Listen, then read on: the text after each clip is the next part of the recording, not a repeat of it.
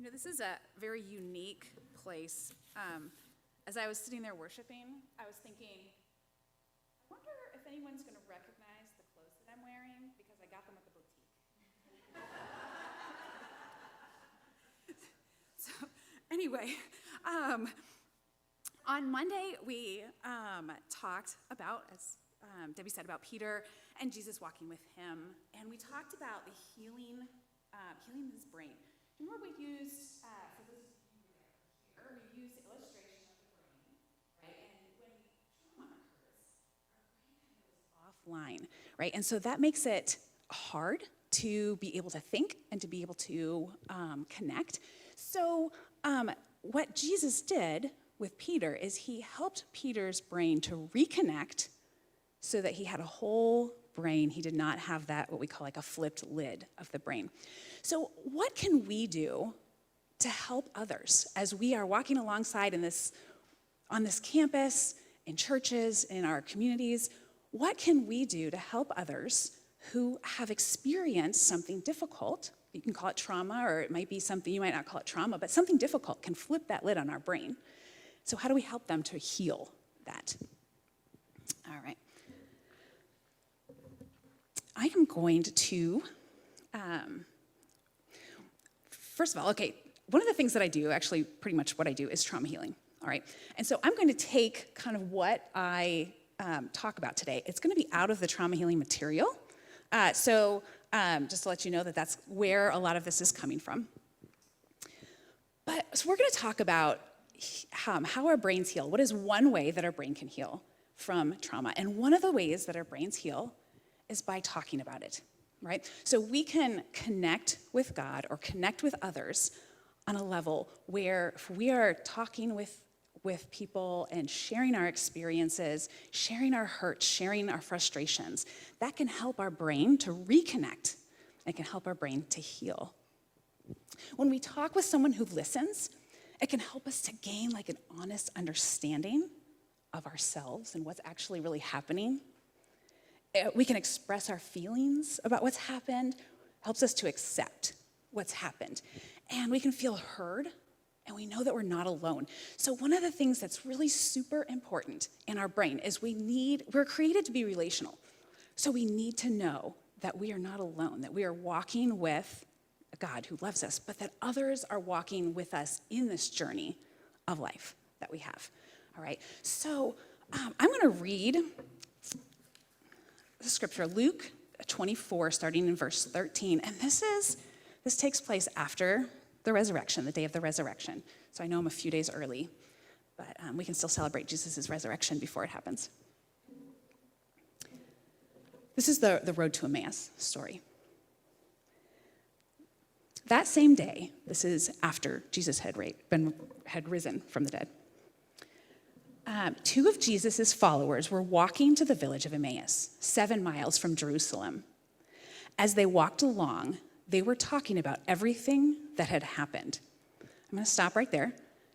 2 of them were walking, and they were talking. 7 miles. That's part of the healing process, is talking, walking together, but that talking about what has happened, what has been happening. As they talked and discussed these things, Jesus himself suddenly came and began walking with them, but God kept them from recognizing him. He asked them, "What are you discussing so intently as you walk along?" They stopped short, sadness written across their faces. Then one of them, Cleopas, replied, "You must be the only person in Jerusalem who hasn't heard about the things that have happened there in the last few days." And Jesus said, "What things?" Why was Jesus asking that question? What things? To get them to talk. Right, he knew what had happened. He had experienced everything that had happened full on, right?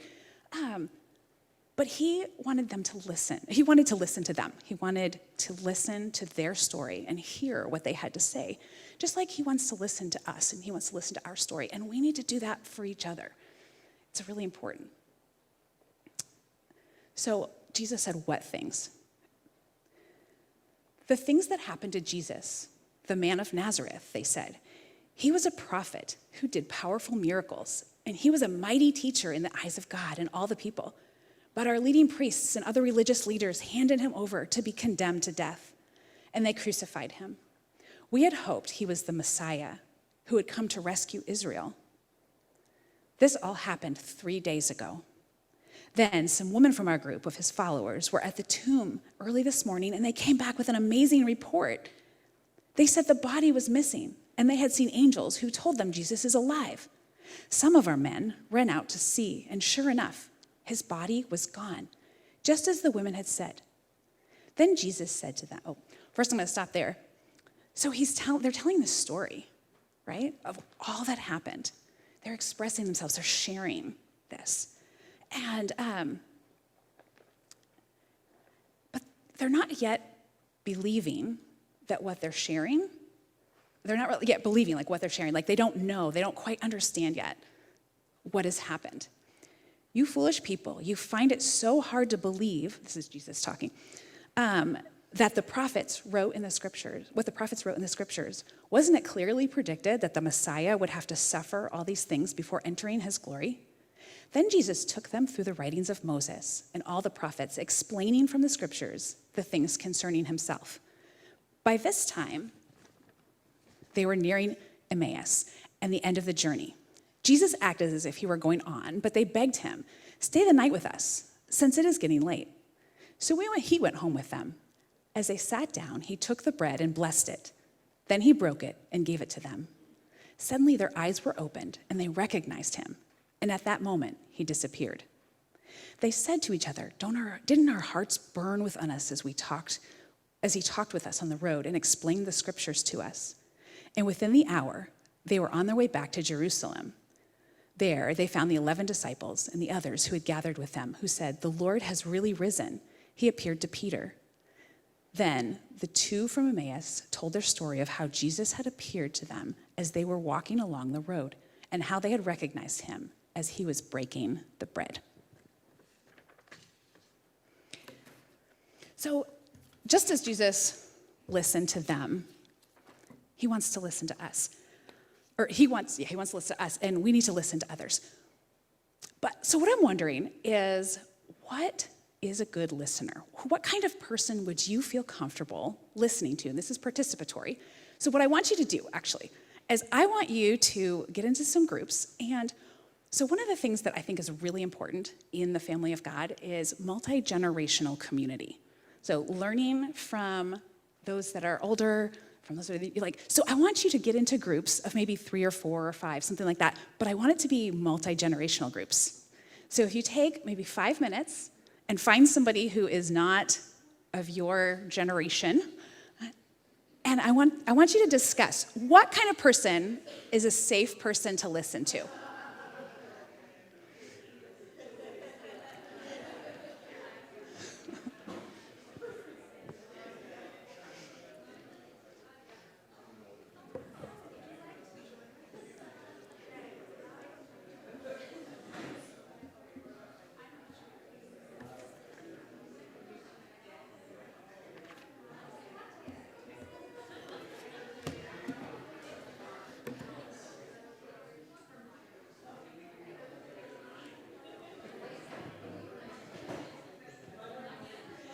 And be prepared to report back. Be prepared to report back.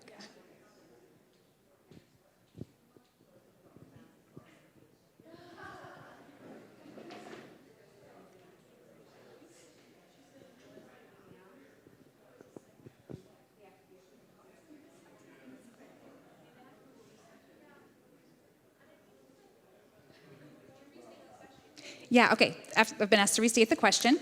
The question I'm asking is, what kind of person would you feel free to share your deep pain with? What does a safe person look like? What kind of characteristics do they have?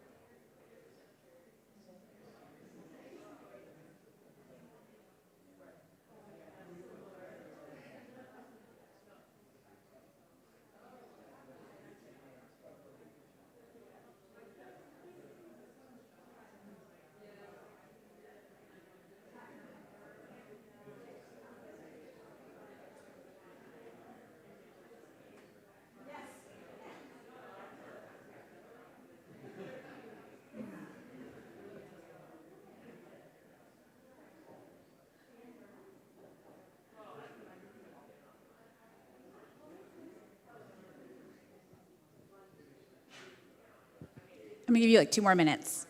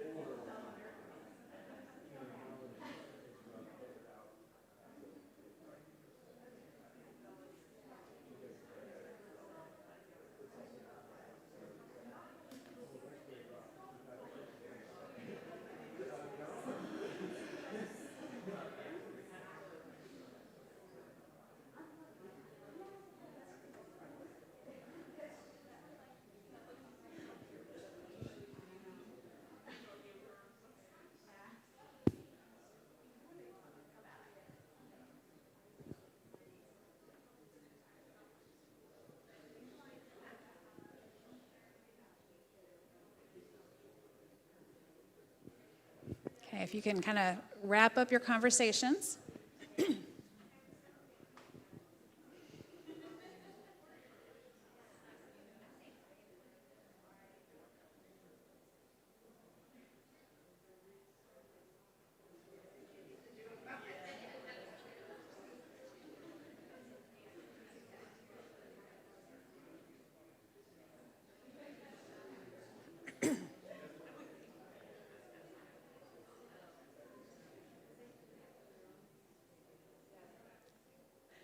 All right, I want to know, sorry, we ready to come back? I want to know what makes a good listener. So what are some things that you guys talked about? What makes a good listener? What is somebody who is safe, who is can be a good listener? Someone who doesn't judge. Someone who doesn't judge. Okay. Yeah, absolutely. Okay, so having a background relationship with them, absolutely. Yeah, it's easier to trust somebody that you have a previous trusting relationship with. Yeah, yeah. What else? Okay, so if they've gone through something similar, that can really help.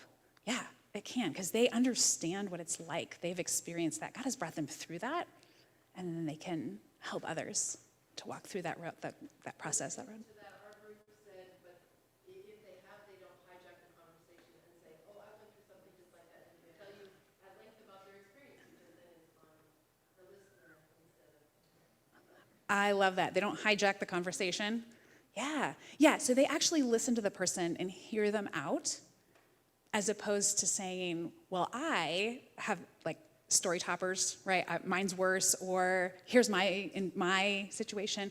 Waiting for them, letting them talk through their situation and their story before adding your own. Yeah. Anything else? Yeah, so somebody who's not going to tell everybody else. Absolutely. They don't try to fix you. Absolutely. Unless you want them to. My sister will say, she'll say, do you want me to listen or do you want me to fix it?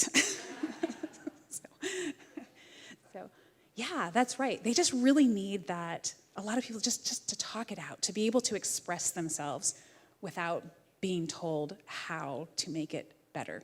Because making it better is the process of just being able to express yourself and being able to share what's happening. Yeah, what else? Sometimes just Being there. Job's friends, they sat with him for 7 days before they said anything. Some things they said were kind of crazy, but Yeah. they were just there with him for 7 days. Right, yeah. Yeah, and I'm repeating everything, by the way, for Zoom people. But yeah, so Job's friends sat with him for a long time. So just sitting with somebody, that's really important. I actually was planning on using the story of Job for this, but then I was reminded that it was Holy Week, and so I switched it to a more appropriate story for Holy Week. So yeah, That's right. So one of the most powerful experiences that I've actually ever had was when I was grieving the loss of somebody who died by suicide. And somebody just came and sat with me for like 20 or 30 minutes, and they just sat. Let me cry, they let me share, but they didn't say anything. And it was so healing for me to be able to just be there, for him to just be there. So, yeah. What else? We had something over here. Well, similar to that, just giving the gift of time and not being in a hurry. Yes, giving the gift of time. Yeah, that's right, and that's so important. Sometimes we do have things, and we are in a hurry, right? So there are things that you can do. I'm going to throw this out there. What are some things that you can do if you have a place you need to be in class in 15 minutes, and somebody comes to you and says, I really need to talk? How do you handle that situation? I have 10 minutes now, but I'll see you after class. Yeah, that's a good way to do it, right? Or, let's talk at lunch. Or, here's my time. Here's my time frame that I have. And it's okay to do that. Let them know ahead of time. Yeah. All right, so let's talk about, sometimes we just don't know what to say. And sometimes there are things that we can say. And those things are really kind of in the form of questions. How do we help to draw people out when they've experienced something difficult? So there are 3 questions that I'm going to give you, okay? And these are just general questions on ways that you can help to draw out somebody, to help them to tell their story, right? They're open-ended questions. What happened? Jesus did this on the road to Emmaus, didn't he? He said to his disciples, what happened? Tell me what happened. So they had the opportunity to tell their story. Why is that important for someone to tell their story?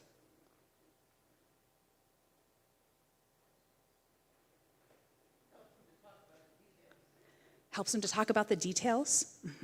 Yeah. Might make it sound more real. Make it sound more real? Yeah. Yeah. That their perspective is valuable. Absolutely. It helps them also to kind of order it in their brain. Some people are like verbal processors, and it helps them to be able to actually kind of put together what happened instead of it being all just jumbled up in their brain.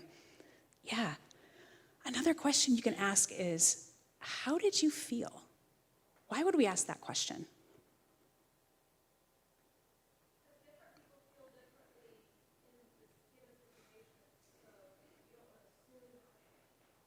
Yeah, different people. Say that again. It's different people. Yeah, so you don't want to assume how they felt. Different people are going to feel differently, and that is absolutely true. 2 people can go through the same exact thing, and they might feel completely different. They have different emotions. Yeah, why else do we want to bring out those emotions?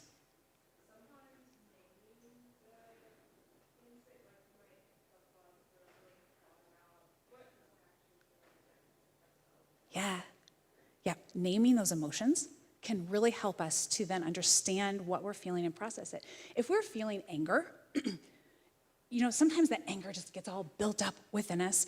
But if we can name it as anger, then we can say, okay, this is anger. What can I do to relieve this anger can I do it in a healthy way, right? So instead of going and punching somebody else, you can go and punch a pillow. But being able to name it helps you to be able to process and understand what you are thinking and what you're doing. Yeah. It's part of the healing process, is expressing those emotions. And then the third question you can ask is, what was the hardest part for you? Why would we ask that question?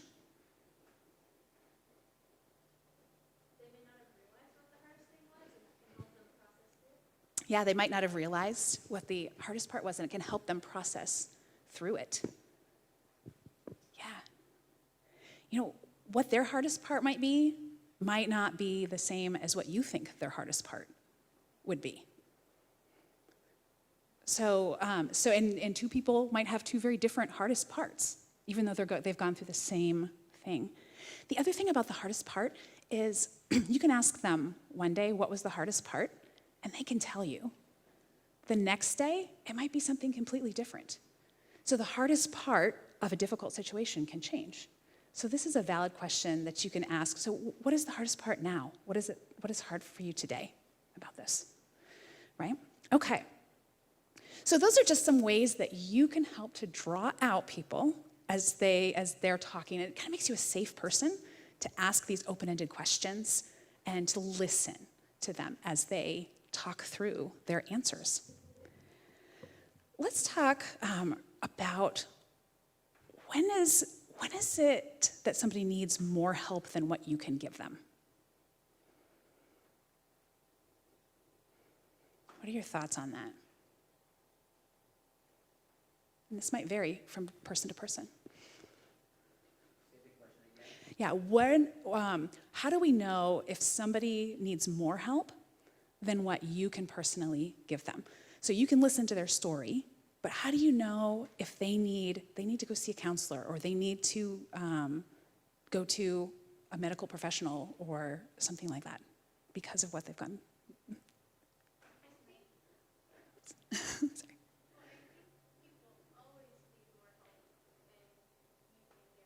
Okay. So,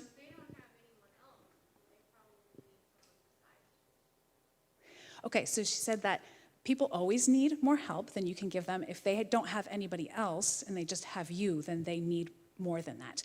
I think that that's really wise because you need a community. You need a community to come alongside you and to walk with you, and you need to walk with that community, right? That's super important to have those connections. Yeah, thanks for sharing that.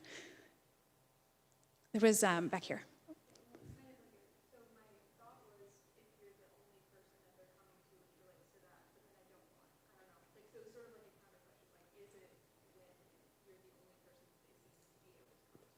Is it when you're the only person that they seem to be able to come to? Okay, so like if they keep coming to you over and over and over again, and they don't have anybody else that they can rely on. Yeah, that's a really good question, and that's something to think about as you are thinking about, is this more than I can handle? And I think that one of the things you need to listen to is your own emotions in that, as if you are feeling overwhelmed and like you can't handle all that they're coming to you about, then it's time to say, you need to get some help. We need to go somewhere else for some of these. Not that you can't continue to be their friend, but being their friend is keeping yourself healthy also. There was something else, yeah.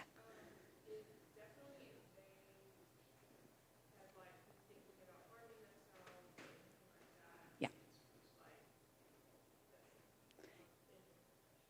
Yes, if they're thinking about harming themselves, if they're thinking about suicide, yeah, that is really important to get them professional help in that situation.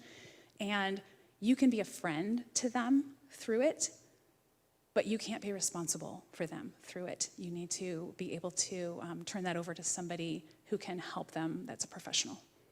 Yeah, yeah. I guess part of answering that question also involves having a proper understanding of your own resources and what you are qualified or not qualified or have or don't have. Because, like, I don't have a counseling degree, but if I did, maybe I would be more qualified to help further along the process. Right, that's exactly. Appropriate settings and inappropriate settings. Yeah, there's a lot, isn't there? A lot to think about. And so what Leanna was saying was we need to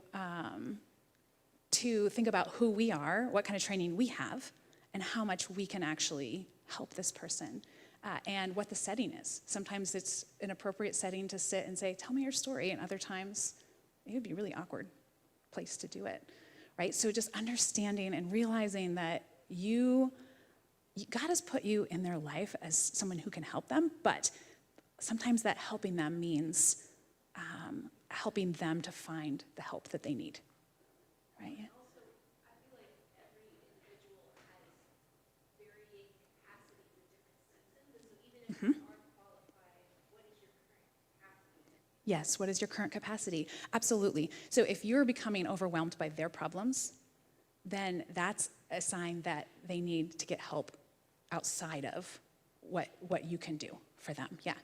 Another thing to look for is if you see them, if what they're dealing with is affecting their life. Are they not able to eat? Are they not able to get groceries? Are they not able to sleep? Are they not able to do their homework, attend classes? If it's something that affects their life on a day-to-day basis, it's really important for them to get the help that they need for that. If Yeah. time passes and they don't seem to be making progress. Yes, absolutely. That's a good one. If time passes and they don't seem to be making progress. Yeah.